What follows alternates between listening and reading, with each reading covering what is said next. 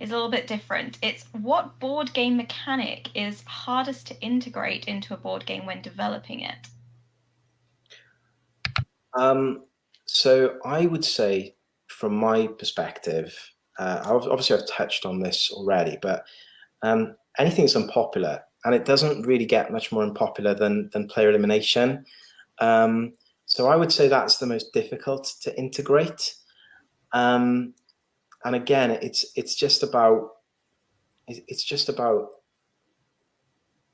looking at the pros and cons. So you'd never implement a mechanic just for the sake of it. You know, to me, I've already mentioned before about some of the benefits of player elimination in terms of, you know, giving a certain weight to decisions, and you can't really replicate without it, and also tie in nicely into the kind of horror theme.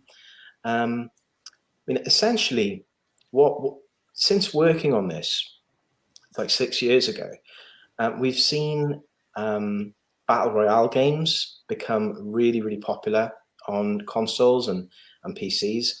And essentially, this is a battle royale game in the truest sense of the word. You know, you're essentially fighting to be the last player standing. So there are definite positives to take from it.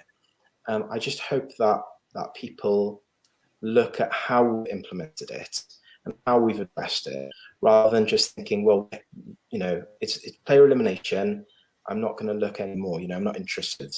Because, you know, we have done a couple of things. As I say, we sped the game up enormously.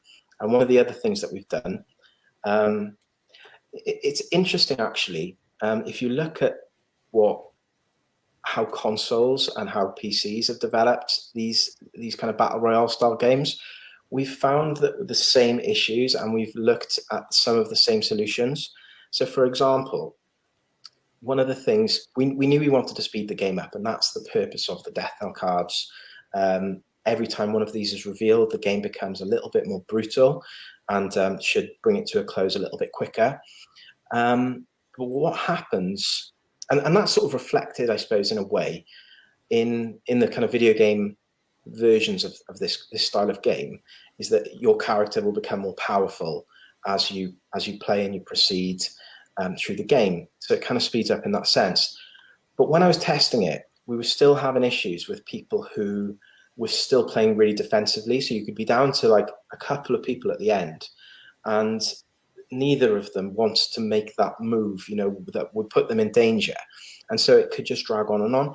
And so what we needed to do was to implement a clock, effectively. We need to add a clock to the game, because that's the only way you can do it. And when I thought about that in respect to the video game versions, and that you generally see that kind of decreasing or that shrinking circle that reduces the size of the map.